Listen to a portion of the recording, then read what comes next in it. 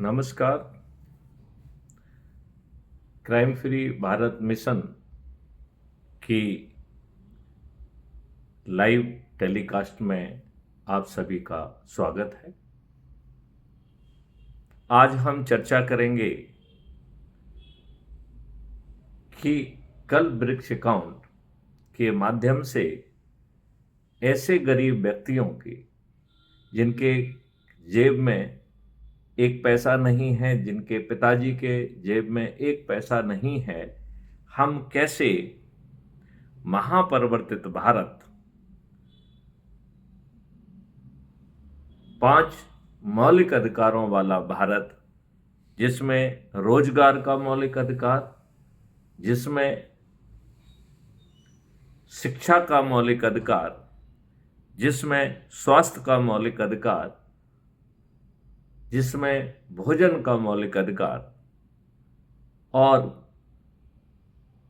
Prosperity and happiness का मौलिक अधिकार सभी को मिलेगा और कोई भी चीज फ्री में नहीं मिलेगी। कई बार ऐसा लगता है कि हम कोई कॉन्ट्राडिक्टरी बात कर रहे हैं और इस कॉन्ट्राडिक्शन को हमें एड्रेस करने की जरूरत है। तो एक चीज मानना पड़ेगी कि ये एक अद्भुत अकाउंट है। हमारे एक साथी ने मुझसे पूछा कि सर, क्या ये अमेरिका की सोशल सिक्योरिटी स्कीम जैसा है? मैंने उनसे कहा कि आप कहीं से भी टर्मिनोलॉजी बारो मत करिए। यदि आप टर्मिनोलॉजी को बारो करेंगे तो बहुत समस्याएं हैं, क्योंकि it will come with A baggage.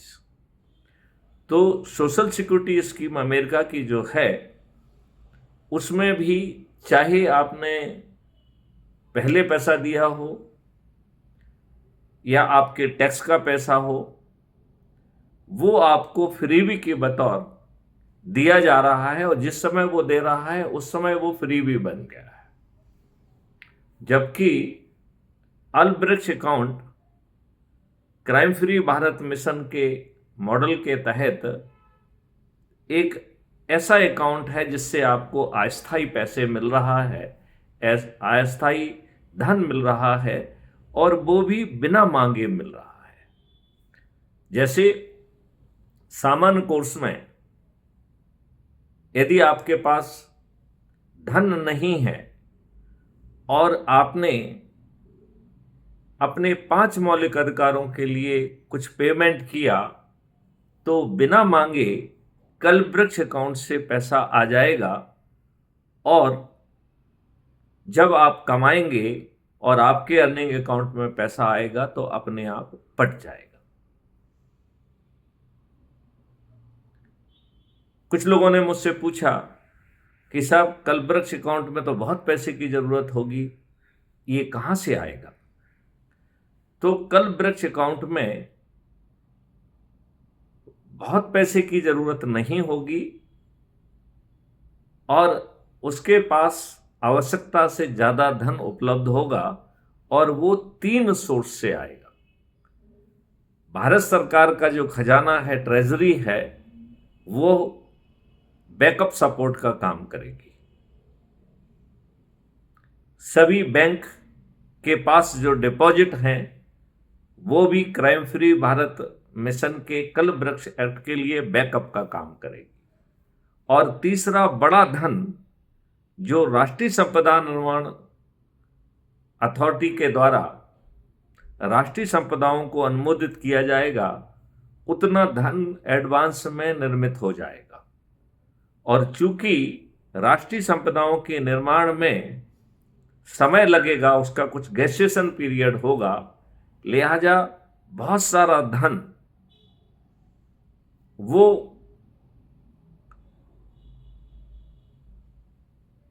इस अथॉरिटी के पास होगा जिसका कल वृक्ष अकाउंट से सीधा लियन होगा। इस कल वृक्ष अकाउंट से जो पैसा किसी भी व्यक्ति को जरूरत है, तो हर भारतीय के दो अकाउंट होंगे, एक अर्निंग अकाउंट और दूसरा कल्प वृक्ष अकाउंट। आपका जो सेविंग अकाउंट है उसका नया नाम होगा अर्निंग अकाउंट, क्योंकि पेपर करेंसी मुक्त हो जाएगा, लिहाजा जितना भी धन आप कमाएंगे वो आपके अर्निंग अकाउंट में आएगा। लेकिन आपके मौलिक अधिकारों की पूर्ति के लिए जब भी आपके धन की आवश्यकता है और गरीब होने के कारण आपके अकाउंट में पैसा नहीं है, तब भी आपको बिना मांगे आपके कल्प वृक्ष अकाउंट से भुगतान आ जाएगा और आपके अर्निंग अकाउंट से उसका भुगतान आपकी जो आवश्यकता है उसके लिए हो जाएगा। तो अर्निंग अकाउंट में पैसा ना होने के बावजूद भी आपका कोई भी ट्रांजैक्शन डिक्लाइन नहीं होगा। अब दूसरी परिस्थिति लोगों को कहना है कि साहब, भारतीयों में एक समस्या है कि यदि आप किसी की चीज को मुफ्त में दे देते हैं और यदि कल्पवृक्ष जैसा अकाउंट जिसमें बिना मांगे पैसे मिल रहे हैं, तो निश्चित तौर पर ढेर सारे भारतीयों की ये सोच होगी कि फिर काम ही क्यों किया जाए। उन्हें फ्रीबी की आदत वैसे ही लगी हुई है, उन्हें दारू की आदत ऑलरेडी लगी हुई है, तो क्या कल्पवृक्ष अकाउंट की आदत उनके लिए घातक होगी? क्या उन्हें और निकम्मा बनाएगी? जी नहीं। कल्पवृक्ष अकाउंट अस्थायी पैसे की उपलब्धता को दर्शा रहा है और फिर आपको कमाने के लिए सक्षम बना रहा है। तो अब एक परिस्थिति को देखते हैं कि कल्पवृक्ष अकाउंट से पैसा आया, सामने वाले के पास कोई काम नहीं है या उसने काम नहीं किया। ऐसी परिस्थिति में कल्पवृक्ष अकाउंट एक बटन को दबाएगा और ढेर सारे एक्सपर्ट्स जो रोजगार क्रिएशन के एक्सपर्ट्स हैं, वो संबंधित व्यक्ति जो कि कमा नहीं पा रहा है, कल्पवृक्ष अकाउंट के निर्देश पर वो उनके घर पहुंचेगा। सामान्य तौर पर प्रक्रिया होती है कि जैसे अगर आपने किसी से पैसा लिया है तो आप डरे सहमे होते हैं और जैसे ही कोई आएगा तो आप कहेंगे कि साहब मैं पैसा नहीं पटा पाया हूं, मैं पटा दूंगा। तो ये जो एक्सपर्ट्स लोग हैं ये कहेंगे कि नहीं, मैं आपसे पैसा मांगने तो आई नहीं हूं, मैं आपको समृद्ध बनाने के लिए आया। तो मैं आपको समृद्ध कैसे बनाऊंगा? मैं आपको समृद्ध बनाऊंगा आपसे चर्चा करके, आपसे ये समझकर कि आपका पोटेंशियल क्या है। भूतकाल में सामाजिक, आर्थिक, पारिवारिक परिस्थितियों के कारण यदि अपने आप पोटेंशियल को रियलाइज नहीं कर पाए हैं, तो ये एक्सपर्ट आपके बीच में बैठ के आपसे समझेंगे कि आप क्या बनना चाहते हैं। आपको उस कैरियर ट्रेजेक्टरी पर ले जाने के लिए आपकी शिक्षा में क्या गैप है। तो ये लॉर्ड मैकाले की शिक्षा पद्धति नहीं है। कैरियर के लिए आवश्यक मॉड्यूल ही केवल आपको पढ़ाए जाएंगे। फिर आपके पास जो भी स्किल सेट है और जिस कैरियर के लिए आपने चुना है चर्चा के बाद, उसमें किस हुनर की कमी है, किस स्किल सेट की कमी है, वो स्किल सेट आप में दिया जाएगा और उस कैरियर के लिए जो आपको टूल्स, टेक्नोलॉजी, मशीनरी की ज़रूरत है, वो ना केवल आपको उपलब्ध कराई जाएगी बल्कि उसमें आपको सिद्धस्थ बनाकर सर्टिफिकेट ऑफ एक्सीलेंस दिया जाएगा। आज की स्थिति में जो भी एक्सीलेंस को हासिल कर ले, कोई क्वालिफिकेशन को हासिल कर ले, कोई हुनर को हासिल कर ले, लेकिन उसे बाजार में खड़ा होना पड़ता है। इंडस्ट्रियलिस्ट, सर्विस प्रोवाइडर्स, व्यापारी किसी ना किसी के सामने रोजगार के लिए हाथ फैलाना होता है। लेकिन इस अद्भुत मॉडल में ये सब करने की जरूरत नहीं है, क्योंकि ये मॉडल जब आपके कैरियर की प्लानिंग कर रहा होगा उस समय ही आपसे समझ लेगा कि आप क्या चाहते हैं। क्या आपने कोई बड़ा स्वप्न देखा है? यदि आपने कोई बड़ा स्वप्न देखा है तो आपसे उसका एक एक्सट्रैक्ट बनाने के लिए, एक सिनॉप्सिस बनाने के लिए कहा जाएगा, और फिर कल्पवृक्ष अकाउंट के राष्ट्रीय संपदा निर्माण अथॉरिटी के लोग जो विशेष तौर पर इस बात के लिए ट्रेंड किए गए हैं कि हर चीज बृहद स्वरूप में होना चाहिए, विश्व स्तरीय नहीं बल्कि भारत स्तरीय होना चाहिए, तो आगे चल के भारत का स्तर विश्व में सबसे बड़ा होगा और यह विश्व का मानक बनेगा। अज्यूम करिए कि आपने एक इंडस्ट्री का स्वप्न देखा था,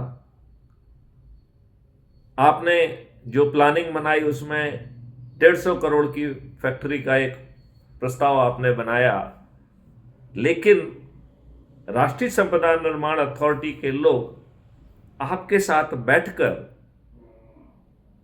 उसे भारत के स्तर का बनाएंगे, बृहद स्तर का बनाएंगे, और वो हो सकता है 150 से 1,500 करोड़ का हो जाए।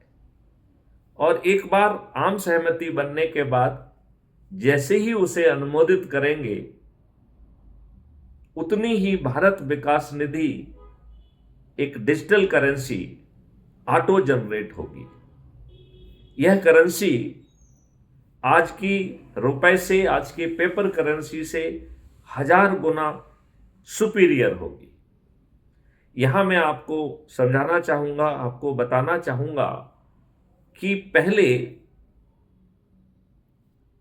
पेपर करेंसी कैसे एग्जिस्टेंस में आती है और पेपर करेंसी का मूल्य क्या है। तो मैं इसमें बताना चाहूंगा कि सरकार एक बजट बनाती है, तमाम टैक्सेस से, पीएसयू से, जनता से लोन और डिबेंचर लेके, ट्रेजरी लोन लेके, वर्ल्ड बैंक आईएमएफ से लोन लेके जितनी पूर्ति कर पाती है, उससे बचे हुए गैप को वह पेपर करेंसी छापकर पूर्ति करती है। यदि आप याद करें, पहले एक गोल्ड स्टैंडर्ड हुआ करता था, तो जब भी आरबीआई को कोई पैसा छापना होता था उतना गोल्ड जो है आरबीआई के साथ जमा कराना होता था। अब सभी देशों में ये गोल्ड मानक खत्म हो गया है और सभी देशों में इसी प्रक्रिया के तहत लगभग धन का और पेपर करेंसी का निर्माण होता है। लिहाजा पेपर करेंसी के क्रिएशन का कोई उचित आधार नहीं है और पेपर करेंसी का छापना मनी के सर्कुलेशन को बढ़ाता है और इससे इन्फ्लेशन होता है। जबकि भारत विकास निधि एक ठोस कैपिटल प्रोजेक्ट के निर्माण के लिए अनुमोदित है और अपने गेस्टेशन पीरियड में वह कैपिटल प्रोजेक्ट मूर्त रूप धारण कर लेगा। तो चाहे वो विश्व स्तरीय या भारत स्तरीय अस्पताल हो, विश्वविद्यालय हो, वृक्षों की नर्सरी हो, गौशालाओं के ब्रीडिंग सेंटर हों या हजारों एकड़ों में फैली हुई गौशालाएं हों, या पानी को रिचार्ज करने वाले 10 फीट गहरी खाई के हजारों किलोमीटर के नेटवर्क में फैले हुए खाइयां और उनके चारों तरफ 4 तरीके के वृक्ष का प्रावधान, चाहे कोई डैम हो, कोई रोड हो, कोई इंडस्ट्री हो, ये सभी राष्ट्रीय संपदाएं कहलाएंगी। और जितना हम धन का निर्माण कर रहे हैं, उतनी कैपिटल, उतनी राष्ट्रीय संपदा भौतिक रूप से निर्मित होगी। इस प्रकार राष्ट्रीय संपदाओं के निर्माण के लिए हमें धन की पूर्ति अपने आप हो गई है। दूसरा, रोजगार गारंटी के तहत और कल्पवृक्ष अकाउंट में धन को समय पर वापसी ना होने के कारण हम लोगों को उनके पोटेंशियल के अनुसार कैरियर पाथ पर ले जा सकेंगे, उन्हें मॉड्यूलर शिक्षा दे सकेंगे, उन्हें ट्रेनिंग दे सकेंगे, उन्हें टूल्स और इक्विपमेंट और मशीनरी दे सकेंगे और उसमें सिद्धहस्त बनाकर सर्टिफिकेट ऑफ एक्सीलेंस दे सकेंगे। इस प्रकार इस नए कॉन्सेप्ट के तहत राष्ट्रीय संपदा के निर्माण के लिए धन की व्यवस्था हो गई है और वेल ट्रेन्ड मैन पावर की व्यवस्था हो गई है। अब तीसरी बड़ी चीज है, वो है भूमि। आज सरकारें भूमि की व्यवस्था अंग्रेजों के लैंड एक्विजिशन हड़प नीति के तहत जो नीति थी, वो उसके तहत जो है लैंड को एक्वायर करती है और वो लैंड फिर इंडस्ट्रियलिस्ट को, कैपिटलिस्ट को और बहुत सारे इंटरेस्ट ग्रुप को दे देती हैं और जो भूमि मालिक हैं वो भूमिहीन हो जाते हैं। जो पैसा उनके पास आता है उसे वो दारू में, गाड़ियों के खरीदने आदि में बर्बाद कर देते हैं और फिर वो रोड पर आ जाते हैं। जैसा मैंने कहा है, राष्ट्रीय संपदाएं हजारों एकड़ों में फैली होंगी और क्राइम फ्री भारत का मानना है कि हम लैंड एक्विजिशन एक्ट को समाप्त कर देंगे। फिर हजारों एकड़ों में फैली हुई ये राष्ट्रीय संपदाएं कैसे निर्मित होंगी, यह एक महत्वपूर्ण प्रश्न पैदा होता है। तो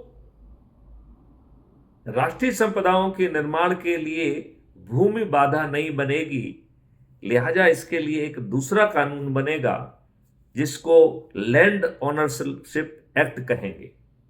लिहाजा राष्ट्रीय संपदाओं के निर्माण के लिए भूमि जो है वो मालिकों से, भूमि मालिकों से आ जाएगी और उस भूमि के मालिक वो बने रहेंगे और वो ऑनर्स, लैंड ओनर्स क्लब के सदस्य बन जाएंगे। ये राष्ट्रीय संपदाएं जो भी कमाएंगी उसका प्रोपोर्शनेट बेनिफिट उस भूमि मालिकों को मिलेगा। इससे एक और बड़ा फायदा मिलेगा, जो आज जनसंख्या बढ़ने के कारण भाइयों भाइयों में जो है ना जमीन का बंटवारा होने पर जो लगातार भूमि कम होती जा रही है, इस नई व्यवस्था के तहत भूमि जो है वो राष्ट्रीय संपदाओं में ही बनी रहेगी और उसके ऑनर्स बढ़ने पर उसका प्रोपोर्शनेट बेनिफिट उन नए मालिकों को भी, नए ऑनर्स को भी मिल सकेगा। और भूमि जहां एक और कमा रही है, वहां हर व्यक्ति अपने पोटेंशियल के लिए तैयार किया जा रहा है और वह अपने पोटेंशियल का काम करके समृद्ध हो सकेगा। लिहाजा राष्ट्रीय संपदाओं के निर्माण के लिए जो धनराशि अप्रूव होगी, वह अप्रूवल के साथ ही निर्मित हो रही है। लिहाजा उस राष्ट्रीय संपदा के निर्माण के लिए जो गेस्टेशन पीरियड है, उतने समय के लिए जो भी राशि उपलब्ध है वो सब एक कल्पवृक्ष अकाउंट के लियन में रहेगी। ऐसे ही क्राइम फ्री भारत के 3 मॉडल के तहत भारत सरकार के पास 20 गुना पैसा हो जाएगा और उसे अपने देशवासियों के पास से पैसा टैक्स के रूप में नहीं लेना होगा। लिहाजा जो 20 गुना पैसा भारत सरकार के ट्रेजरी में आ रहा है, वो जो है कल वृक्ष अकाउंट के लियन में रहेगा, और जो बैंक के पास पैसा है वो भी कल वृक्ष अकाउंट के लियन में रहेगा। इस प्रकार कल वृक्ष अकाउंट में स्थायी धन की आवश्यकता है नहीं। क्यों? क्योंकि वो आपको दे रहा है, आपको धन कमाने और समृद्धि कमाने योग्य बना रहा है, और जैसे ही आप कमाएंगे और आपके अर्निंग अकाउंट में आएगा तो वो वापस हो जाएगा। लिहाजा जो आज हमारे राजनेताओं ने गरीबों में फ्रीबी की आदत डाल दी है, ये नए मॉडल के तहत फ्रीबी की जगह उन्हें हुनर मिलेगी, शिक्षा मिलेगी, टूल्स मिलेगी, टेक्नोलॉजी मिलेगी, और वो अपने ड्रीम प्रोजेक्ट में जो है को जमीन पर उतार सकेंगे। यदि किसी व्यक्ति ने कोई ड्रीम प्रोजेक्ट नहीं देखा है, कोई ड्रीम नहीं देखा है, तो उसकी पोटेंशियल के अनुरूप उसे शिक्षा, हुनर, टूल्स, टेक्नोलॉजी और एक्सीलेंस मिलने के बाद उसको वहां भेज दिया जाएगा, वो भी उसकी सहमति से, जहां वो बेस्ट फिट इन है। लिहाजा भारत में कोई भी ऐसा व्यक्ति नहीं होगा जो कि बेरोजगार हो। किसी भी व्यक्ति को किसी दूसरे के सामने हाथ फैलाने नहीं जाना होगा रोजगार के लिए, और उसके पोटेंशियल के अनुरूप उसकी जो ग्रेडिंग होगी उसके अनुसार उसके सभी काम एडवांस में ही पूरे होने लगेंगे। जैसे आपके पोटेंशियल के हिसाब से जो आपकी ग्रेडिंग है उसके अनुरूप घर का निर्माण, तो आपको पीएम आवास योजना के लिए जरूरत नहीं होगी। आपके हुनर के हिसाब से, आपके पोटेंशियल के हिसाब से, आपका जो धन कमाने का पोटेंशियल आइडेंटिफाई किया गया है, उसकी ग्रेडिंग का घर आपके खाते में पैसे ना होने पर भी उसका निर्माण चालू हो जाएगा, और उसकी पूर्ति कल्प वृक्ष के माध्यम से हो जाएगी, और जब आप कमाएंगे तो वो अपने आप पट जाएगी। मेरे ख्याल से अब एक और पहलू रह गया है कि कल्प वृक्ष अकाउंट ने बटन दबाया, रोजगार गारंटी के तहत ढेर सारे एक्सपर्ट आपके पास पहुंचे, लेकिन आप स्वभावतः दुष्ट हैं और आप कुछ करना ही नहीं चाहते हैं। भारत जैसे देश में इसकी संभावना बहुत ज्यादा है, लिहाजा इस मॉडल में उसका भी समाधान है। यदि आप सब कुछ करने के बावजूद भी अपने आप को समृद्ध नहीं बनाना चाहते हैं, काम नहीं करना चाहते हैं, और लगातार कल्प वृक्ष अकाउंट से जो है ना पैसा ले रहे हैं, तब आपको कानून के तहत गिरफ्तार करके जेल भेजा जाएगा। आज की जेल और कल की क्राइम फ्री भारत मिशन की जेल अलग होगी। आज जो व्यक्ति अरेस्ट होके जाता है वो टैक्स पेयर के पैसे पर ऐश करता है। इस नई व्यवस्था में जेल मैनुअल और हर चीज बदल जाएगी, और सभी को जैसा जेल के बाहर है ऐसा ही जेल के अंदर भी काम करने की हर तरीके के कारखाने होंगे, हर तरीके का व्यवसाय होगा, हर तरीके की चीजें होंगी। लिहाजा आपको जेल में जाकर भी काम करना होगा, और आपके ऊपर जो व्यक्तिगत खर्च होगा उस हिस्से की कटौती के बाद जो बचा हुआ पैसा आपको कल्प वृक्ष अकाउंट का वापस करना है वो वापस होगा। यदि आप अपने जीवन काल में कल्प वृक्ष अकाउंट का पैसा वापस नहीं कर पाए, वैसी स्थिति में जैसे आपकी संपत्ति आपके बच्चों को ट्रांसफर होती थी, वैसे ही अब ये लायबिलिटी भी ट्रांसफर होगी। लायबिलिटी ट्रांसफर होने के कारण अभी जो एक अनबिकमिंग बिहेवियर है उसे कोई भी आसानी से कर लेता था, लेकिन फिर बच्चों का भी दबाव होगा कि पिताजी हमें आपकी लाखों की जायदाद नहीं चाहिए, लेकिन आप हमारे लिए लायबिलिटी क्रिएट करके मत जाइए। लिहाजा पूरा देश कर्मठ हो जाएगा, उसे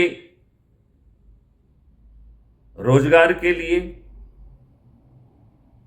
उसे शिक्षा के लिए, उसे स्वास्थ्य के लिए,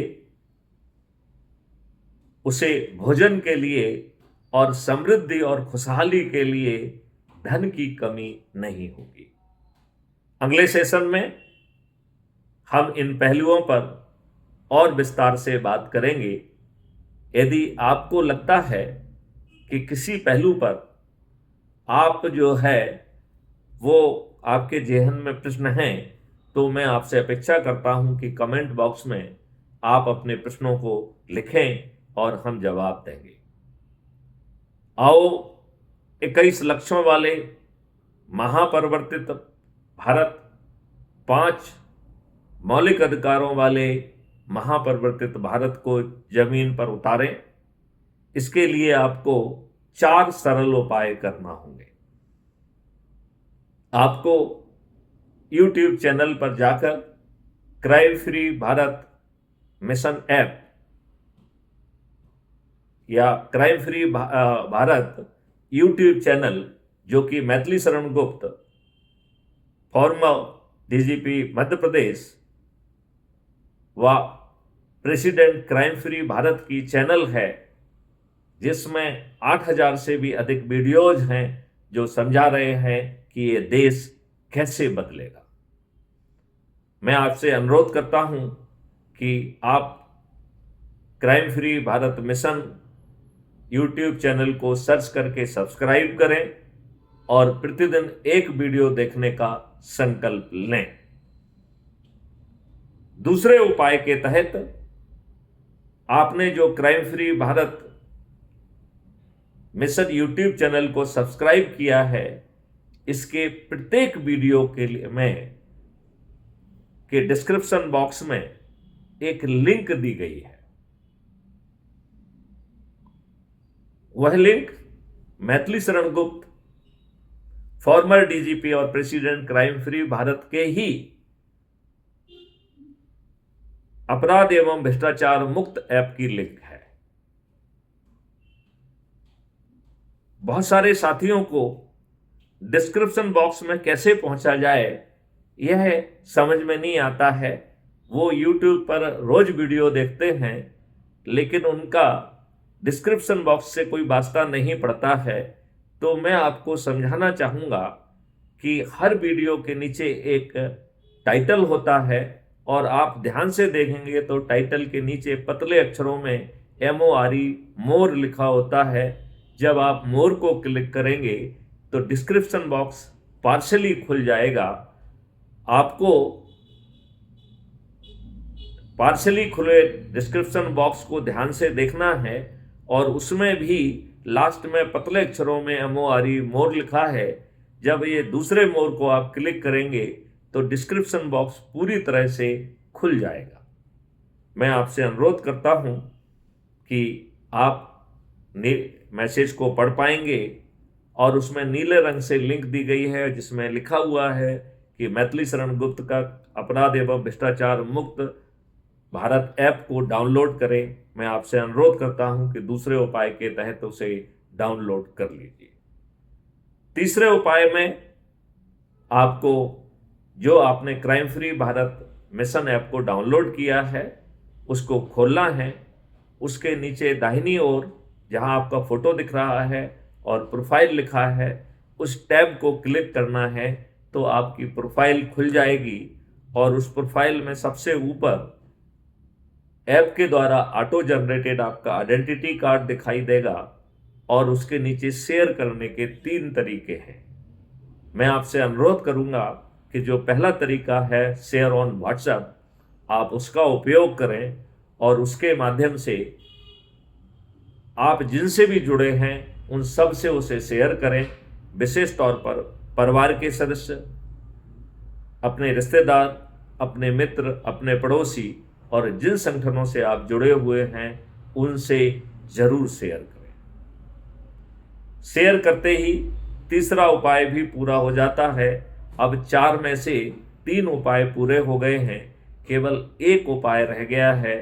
वो है कि जिन लोगों को आपने उपाय 3 में अपनी लिंक भेजी है व्हाट्सएप के द्वारा, उन सबको यदि संभव हो तो चाय पे आमंत्रित कर लीजिए, नहीं तो दूरभाष पे बात करके या वीडियो कॉन्फ्रेंस से बात करके उन्हें क्राइम फ्री भारत मिशन का जो 21 महालक्ष्य और 5 मौलिक अधिकारों वाला मॉडल है उसे समझने के लिए YouTube चैनल को सब्सक्राइब करने के लिए, ऐप को डाउनलोड करने के लिए और ऐप के माध्यम से, प्रोफाइल के माध्यम से व्हाट्सएप पर शेयर करने के लिए और लोगों को जोड़कर अच्छे भारत का संकल्प दिलाने के लिए जरूर प्रयास करें। मैं ये भी चाहूंगा कि इस मॉडल में 3 तरीके की चीजें हैं। एक है अच्छे भारत का संकल्प, दूसरा है चंद्रगुप्त का संकल्प और तीसरा है महाचंद्रगुप्त का संकल्प। यदि हम इसे 10 लोगों को जोड़ने का संकल्प 9 दिन तक निभाते हैं तो हम 9 दिन में 100 करोड़ हो सकते हैं। आज crime free Bharat mission app के माध्यम से 16,000 लोग जुड़े हुए हैं। यदि ये 16,000 लोग केवल एक व्यक्ति को जाग कर केवल एक व्यक्ति को संकल्प दिलाते हैं और यह कार्रवाई बिना टूटे यदि 24 दिन तक पूरी होती है तो हम 100 करोड़ हो जाएंगे। मुझे आपसे अनुरोध है कि आप इसे गंभीरता से लें। जब जैसे आपने देखा है कि देवताओं और राक्षसों में जब भी युद्ध हुआ तो लोगों को आराधना करके भगवान को, देवियों को प्रसन्न करके शक्ति अर्जन करना पड़ती थी। लिहाजा यदि हम सही मायने में स्वतंत्रता चाहते हैं, सही मायने में प्रशासनिक व्यवस्था, शिक्षा व्यवस्था, न्यायिक व्यवस्था को बदलना चाहते हैं, तब हमें 100 करोड़ को जोड़ने की शक्ति का अर्जन यदि हम कर लेंगे तो हमारे राजनेता, जिन्होंने आपको अच्छे भारत से वंचित करके रखा है, जिन्होंने आपके ऊपर गुलामों के ही नियम कानून थोप के रखे हैं, जिन्होंने आपको अच्छे राजनेता नहीं दिए हैं, वो विवश हो जाएंगे। और यदि वो विवश होंगे तो हम उन्हें 240 से 500 पार करा देंगे 100 करोड़ की शक्ति के आधार पर। और यदि वो विवश नहीं होते हैं तो हमारे ऐसे चंद्रगुप्त, जो कि ऐसे 543 चंद्रगुप्त जो अधिक से अधिक लोगों को जोड़कर मेरिट लिस्ट में आएंगे, उन्हें सांसद का टिकट मुहैया करा दिया जाएगा और हम 100 करोड़ लोग संकल्प के साथ उन्हें विजयी बनाएंगे। तब उन्हें किसी के दरवाजे पर वोट मांगने नहीं जाना होगा। आज के राजनेताओं जैसे उन्हें फ्री भी दारू, साड़ी आदि की घोषणा नहीं करना होगी। उन्हें कल्प वृक्ष अकाउंट की घोषणा करना है और सभी भारतीयों को 21 महालक्ष्य और 5 मौलिक अधिकार वाला अद्भुत भारत जमीन पर उतारने का संकल्प लेना है। और जिसके लिए मॉडल्स और टेक्नोलॉजी ऑलरेडी बनी हुई है, उसे भी नहीं थोपा जाएगा, उसे 3 चरणों में रिफाइन करते हुए पार्लियामेंट में पास किया जाएगा। मुझे विश्वास है कि कल्प वृक्ष अकाउंट के बारे में और उससे आपके खीसे में पैसे ना होने पर भी आपको 5 मौलिक अधिकार की पूर्ति कैसे होगी और आपके पोटेंशियल के अनुरूप आपको रोजगार मिल सकेगा, आपको एक स्वास्थ्य व्यवस्था मिल सकेगी, शिक्षा व्यवस्था मिल सकेगी, भोजन की व्यवस्था होगी, जिस समृद्धि और खुशहाली की व्यवस्था होगी। आज हमने कल वृक्ष अकाउंट के माध्यम से रोजगार के मौलिक अधिकार के बारे में आपके को स्पष्ट किया है। आगे हम शिक्षा में क्या व्यवस्था होगी, स्वास्थ्य में क्या व्यवस्था होगी, भोजन में क्या व्यवस्था होगी और समृद्धि और खुशहाली की क्या व्यवस्था होगी, यह समझाएंगे। मैं आपसे प्रार्थना करता हूं, अपने बच्चों को अच्छा भारत देने के लिए अब बिना समय गवाए जो 4 सरल उपाय बताए गए हैं उनका अनुपालन करें। जय हिंद, जय भारत, वंदे मातरम, जय गुरुदेव।